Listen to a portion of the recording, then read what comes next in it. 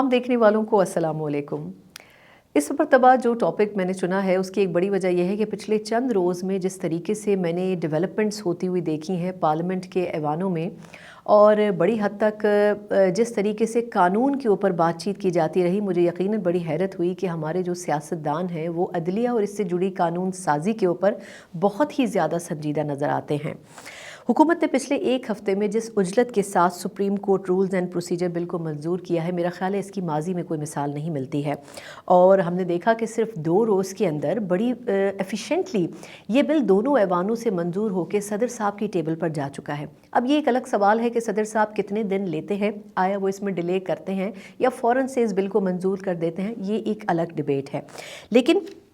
इस बिल से कुछ चीज़ें वाज़ेह ज़रूर हुई हैं, और वो चीज़ें ये हैं कि सियासतदान अपने मफादात के साथ साथ ये भी चाहते हैं कि मुस्तक़बिल करीब में आने वाले दिनों में उनके लिए बहुत सी चीज़ें, बहुत सी आसानियाँ पैदा हो सकें, क्योंकि आने वाले दिन भी उनके लिए अच्छे साबित होते नज़र नहीं आते हैं। लेकिन दूसरी तरफ हमने इस बिल से ये भी देखा है कि जो अदालती महाज़ाराई और अदालत के अंदर जो ग्रुप बंदी बड़ी मुबहम अंदाज में काफ़ी अरसे से मौजूद थी, वो बड़ी हद तक सामने आ चुकी है। इस वक्त के जो चीफ़ जस्टिस हैं और जो मुस्तक़बिल के चीफ़ जस्टिस हैं, यानी कि उनके बाद आने वाले चीफ़ जस्टिस हैं, उनके ताल्लुकात कुछ अच्छे नज़र नहीं आते हैं। जो मुस्तक़बिल के चीफ़ जस्टिस हैं यानी कि फ़ाइज़ ईसा साहब, उनकी ऑब्वियसली पाकिस्तान तहरीक इंसाफ के साथ एक माजी रहा है और पाकिस्तान तहरीक इंसाफ इसके ऊपर शर्मिंदा भी नज़र आती है। लेकिन कहने वालों की राय ये है कि काजी फ़ाइज़ ईसा साहब और मौजूदा चीफ़ जस्टिस अता बंदियाल साहब के 2 वाज़ेह ग्रुप इस वक्त बेंच में मौजूद हैं, और कुछ लोग कहते हैं कि इसकी जो तादाद है तकरीबन 8 और 7 है, यानी कि एक तरफ 7 लोग हैं, एक तरफ 8 लोग हैं।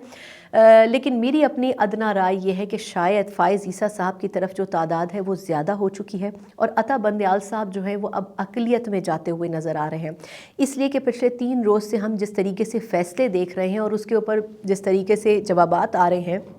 कोर्ट से जो नोटिस लिखवाए जा रहे हैं, फ़ैसले लिखवाए जा रहे हैं, उनसे लगता यह है कि जो टेम्परेचर है अदलिया के अंदर वो बहुत ज़्यादा गर्म होता जा रहा है। और यकीनन अगर ऐसा होता है तो अदलिया वो लास्ट ऑप्शन होती है किसी भी रियासत में जहाँ पर अगर मसाइल पैदा हों और बढ़ें, तो फिर ये लम्हा फ़िक्रिया होता है। लेकिन हमने देखा कि इसकी शुरुआत वैसे तो जैसे मैंने कहा कि काफ़ी पहले हो चुकी थी, लेकिन पिछले 2 हफ़्तों में जिस तरीके से जस्टिस फ़ाइज़ ईसा साहब को जब सुप्रीम कोर्ट ने इंतखाबात के हवाले से खुद नोटिस लिया था तो उस बेंच में शामिल नहीं किया था, और फ़ाइज़ ईसा साहब ने इस चीज़ को बड़ा फ़ील भी किया था। और फिर उन्होंने कुछ दिनों के बाद एक और बेंच में, जब उनकी बेंच को तब्दील किया गया, तो उन्होंने उस बेंच पर एतराज़ उठाते हुए उन्होंने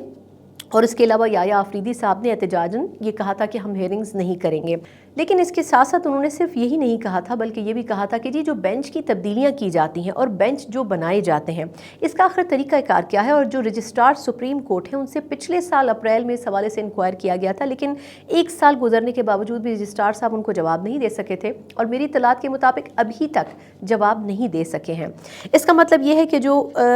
जजेस हैं उनकी इसमें कोई से शामिल नहीं होती है, और ये फ़ैसला चीफ़ जस्टिस साहब ख़ुद करते हैं और बकौल लोगों के व्हाट्सएप ग्रुप्स के ज़रिए किए जाते हैं। तो इसलिए शायद फ़ाइज़ ईसा साहब और दीगर लोगों का इस हवाले से इख्तलाफ था कि लास्ट मोमेंट्स के ऊपर बेंचेस में तब्दीली, जजेस को रखना, निकालना और अपनी मर्ज़ी के बेंचेस बनाना, ये एक ऐसा सिस्टम है जिसको तब्दील होने की ज़रूरत है। वहाँ से ये मसला पाइल अप हुआ और बढ़ते बढ़ते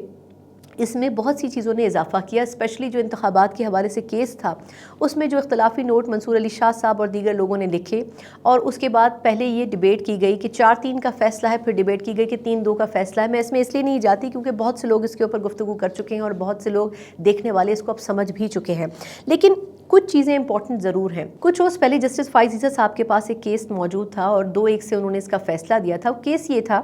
कि वो तलबा जो कि हाफिज़ कुरान हैं, उन तलबा को इजाफी 20 नंबर इम्तिहान में नहीं मिलने चाहिए, क्योंकि जो दूसरे तलबा थे उन्होंने इस पर एतराज़ किया था कि हम पूरे एक सिस्टम से गुजर कर आते हैं, लेकिन उन तलबा को जो कि हिफ्ज़ करके आते हैं उनको 20 नंबर देना हमारे साथ ज़्यादती है। तो ऑब्वियसली उसमें एक क्लियर फ़ैसला आया, लेकिन उस केस में उन्होंने कुछ और चीज़ें भी ऐड की, और उन्होंने ये कहा उस फैसले के अलावा कि जो आइन का आर्टिकल है 184(3 जो कि खुद नोटिस के हवाले से इख्तियार देता है सुप्रीम कोर्ट के चीफ जस्टिस को, उन्होंने ये कहा कि इन तमाम केसेस की जो कि खुद नोटिस के ऊपर चल रहे हैं उनकी समाअत रोक दी जाए, और पहले ये फैसला किया जाना चाहिए कि आया खुद नोटिस के हवाले से जो पार्लियामेंट कानून साजी कर रही है वो अप्लाई हो और उसमें देखा जाए कि वो क्या कहती है, और उसके बाद इन तमाम केसेस की सुनवाई की जाए। ये फैसला एक ऐसे वक्त में आया है जब पंजाब और केपी में इंतखाबात मुलतवी करने के हवाले से एक दरख्वास्त की समाअत लार्जर बेंच कर रहा है और उसकी सरबराही चीफ जस्टिस साहब कर रहे हैं। और उसमें हमने एक रोज़ पहले देखा कि जस्टिस अमीनुद्दीन साहब ने भी उस बेंच को सुनने से माजरत कर ली। फिर हमने आज देखा कि जस्टिस मंदोखेल साहब ने भी इस बेंच की समाअत करने से माजरत कर ली और उन्होंने एक इख्तलाफी नोट भी लिखा। वो आज सारा दिन टेलीविज़न पे चलता भी रहा कि किस तरीके से उनसे कंसल्ट नहीं किया गया डिसीजन में। और कल भी अमीनुद्दीन साहब जो जस्टिस साहब हैं इस बेंच के हिस्सा थे, उन्होंने भी कहा था कि फ़ाइज़ ईसा साहब ने बड़ा क्लियरली कहा है कि जब तक पार्लियामेंट से मंजूर होने वाले बिल के मंदरजात सामने नहीं आ जाते, उसकी एप्लीकेशंस नहीं आ जाती, उस वक्त तक हमें अस्कुद नोटिस की समाअत नहीं करनी चाहिए। तो उसके बाद ये बेंच टूटता चला गया, कल भी टूटा, आज भी टूटा। लेकिन इस दौरान एक डेवलपमेंट ये हुई कि एक सर्कुलर जारी किया गया सुप्रीम कोर्ट की तरफ से आज सुबह, और उसमें ये कहा गया कि जी जो अस्कुद नोटिस का इख्तियार है वो सिर्फ चीफ जस्टिस साहब को ही है। और ऑब्वियसली इस एक सर्कुलर से मल्टीपल टास्क जो हैं वो अचीव किए गए हैं। एक तो जस्टिस फ़ाइज़ ईसा साहब का जो फैसला है उसको रद्द किया गया है और उससे मुराद ये ली गई है कि जो अस्कुद नोटिस का इख्तियार है वो सरासर चीफ जस्टिस के पास ही है और जो केसेस वो सुन रहे हैं वो सुनते चले जाएंगे, उसमें कोई डिले नहीं आ सकता और उसमें डिले नहीं आने दिया जाएगा। दूसरी बात जो इसमें उठाई गई है, जो आप आने वाले चंद घंटों में और चंद दिनों में देखेंगे, जिस पे टेलीविज़न के ऊपर भी डिबेट होगी, वो पॉइंट ये है कि जो कानून बनाया गया है उसमें चीफ जस्टिस के अस्कुद नोटिस के इख्तियार को ही तो महदूद किया गया है। उसमें यह कहा गया है कि 3 जजेस जो सीनियर तरीन जजेस होंगे सुप्रीम कोर्ट के, वो ये फैसला करेंगे कि किस दरख्वास्त के ऊपर अस्कुद नोटिस लेना है और किस पर नहीं लेना है। तो चीफ जस्टिस साहब ने सर्कुलर में एक तीर से मल्टीपल शिकार किए हैं और उन्होंने ये भी कह दिया है कि जी ये इख्तियार तो सुप्रीम कोर्ट में चीफ जस्टिस के पास है और वही फैसला करेंगे। तो उन्होंने बज़ाहिर ये कोशिश की है कि उन्होंने फ़ाइज़ ईसा साहब को भी स्नब कर दिया है और उन्होंने पार्लियामेंट से जो बिल मंजूर हुआ है, जो अभी तक अप्लाई ही नहीं हो सका, उसको भी एक तरीके से रिजेक्ट कर दिया है और बड़ी डिसेंसी के साथ रिजेक्ट किया है। तो अब देखना यह है कि गवर्नमेंट का इस पर क्या रिएक्शन आता है। इसमें एक चीज़ बड़ी इंपॉर्टेंट है और वो ये है कि इस बिल की टाइमिंग जो कि पार्लियामेंट से मंजूर हुआ है, क्योंकि हमने सुप्रीम कोर्ट का चैप्टर तो डिस्कस कर लिया, लेकिन दूसरी तरफ जो हुकूमत या सियासतदान है उन्होंने जो गेम किया है उसके ऊपर बात करनी भी बड़ी ज़रूरी है। और वो बात यह है कि जिस तरीके से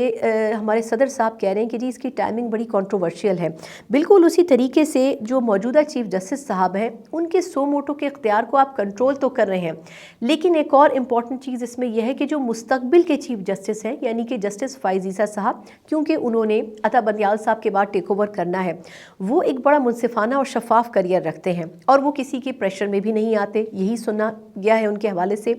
तो ऑब्वियसली हुकूमत को शायद एक लिहाज से ये खौफ भी मौजूद है कि आया मुस्तकबिल में अगर कोई ऐसे डिसीजंस होते हैं, जिस तरीके से अगस्त में इंटरिम सेटअप की बात की जा रही है, अगले इलेक्शंस की बात की जा रही है, तो फ़ाइज़ ईसा साहब की तरफ से किसी किस्म का कोई प्रेशर बिल्डिंग या कोई रुकावट ना पैदा हो, इसलिए उनके हाथ बांधने की भी एक कोशिश की गई है इस बिल के ज़रिए। तो हुकूमत ने भी एक तीर से कई शिकार करने की कोशिश की है। इस बिल में एक और इम्पॉर्टेंट चीज़ भी है और वो ये है कि हम बात तो कर रहे हैं कि चीफ जस्टिस साहब का जो अस्कुद नोटिस का इख्तियार है उसको महदूद कर रहे हैं, कमेटी बना रहे हैं, उनको रिस्ट्रिक्ट कर रहे हैं, लेकिन कुछ फ़ायदे सियासी जमातें भी उठा रही हैं। क्योंकि जब इस बिल को मंजूर किया गया तो मोहसिन दावड़ साहब जो कि पार्लियामेंटेरियन हैं, उन्होंने पार्लियामेंट फ्लोर पे इसमें एक अमेंडमेंट की बात की, बड़ी लास्ट मोमेंट पे वो अमेंडमेंट की गई। उससे पहले मोहसिन राजा साहब ने कमेटी में इस पे बात की थी, लेकिन उस वक्त रिजेक्ट कर दी गई थी नवीद कमर साहब की तरफ से। तो जब दावड़ साहब ने ये बात की तो उन्होंने कहा कि जी इसमें अपील का हक होना चाहिए उस शख्स को जिसके खिलाफ फैसला आया हो या जिसके खिलाफ उसको नोटिस लिया गया हो। इस अपील को और इस पॉइंट को, इस क्लॉज को ऐड कर दिया गया इस बिल में, लेकिन इसको ऐड करने से बहुत बड़ा फ़ायदा एक सियासतदान को होगा और वो सियासतदान है मियां नवाज शरीफ साहब। मियां नवाज शरीफ साहब के हवाले से उसको नोटिस लिया गया था। दूसरे सियासतदान हैं जहांगीर तरीन साहब, जिनको ताउम्र नाअहल कर दिया गया। वो भी इस बिल के बाद फ़ायदा उठा सकते हैं, वो भी अपील के हक़ में जा सकते हैं। ये अलग बात है कि वो पिछले 2 रोज़ से ये कह रहे हैं कि मैं देखता हूँ कि मैंने इस हवाले से क्या फ़ैसला करना है, लेकिन कहने वाले ये कहते हैं कि जहांगीर तरीन साहब भी इस हवाले से कोर्ट में जाएंगे, नवाज शरीफ साहब भी इस हवाले से कोर्ट में जाएंगे और किसी हद तक फैसल वाडा साहब भी इससे फ़ायदा उठा सकते हैं। ये वो तमाम लोग हैं जिनको ताहयात नाअहल किया गया है। कुछ लोग गिलानी साहब का नाम भी लेते हैं, लेकिन मैं इस हवाले से कन्विंस नहीं हूँ। उसकी वजह यह है कि गिलानी साहब जो है वो ऑलरेडी अपनी जो मुद्दत है उसको पूरा कर चुके हैं, अपनी सज़ा वो भुगत चुके हैं, तो इसलिए गिलानी साहब के ऊपर ये कानून उस तरीके से लागू नहीं होता। लेकिन इसके जो मेजर बेनिफिशरी हैं वो नवाज शरीफ साहब और जहांगीर तरीन साहब हैं और आने वाले दिनों में आप देखेंगे कि वो इससे फ़ायदा ज़रूर उठाएंगे। अब आखिरी पॉइंट इसमें यह है कि आया इस कानून को रोका जा सकेगा या फिर नहीं। एक मरहला तो हमने देख लिया कि जिस तरीके से आज सर्कुलर जारी हुआ है उसमें कुछ बातों के ऊपर रोशनी डाली गई है और कुछ रेड बाउंड्रीज़ जो हैं सुप्रीम कोर्ट की वो लोगों को, सियासतदानों को और ऐवानों को बताई गई हैं कि जी कुछ इख्तियारात हैं जो कि आप चीफ जस्टिस से ले नहीं सकेंगे। तो अब ये चीज़ आगे आने वाले दिनों में डिबेटेबल तो होगी, लेकिन गवर्नमेंट ने ये करने की कोशिश इसलिए भी की है क्योंकि माजी में इफ्तिखार चौधरी साहब, जस्टिस साकिब निसार साहब और जस्टिस गुलजार साहब जैसी शख्सियात ने असखुद नोटिस का बड़ा इस्तेमाल किया।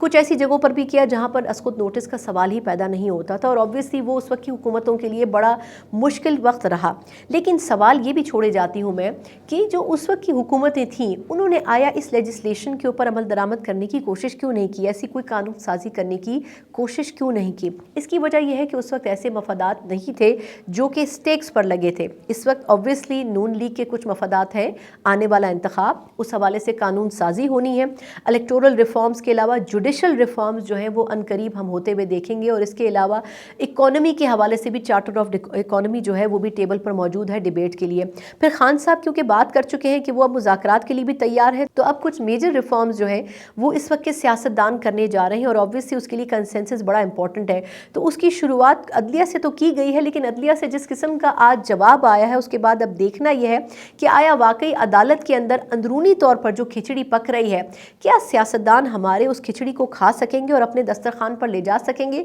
या फिर ये खिचड़ी जो है वो सिर्फ अदालत तक ही महदूद होगी और अदालत सियासतदानों को उनका दरवाज़ा दिखा देगी और उनको रुखसत कर देगी। देखने वालों पर अब ये फैसला छोड़ते हैं कि आया वो किसको सही और किसको गलत करार देते हैं। मुझे इजाज़त दीजिए, अल्लाह हाफ़िज़।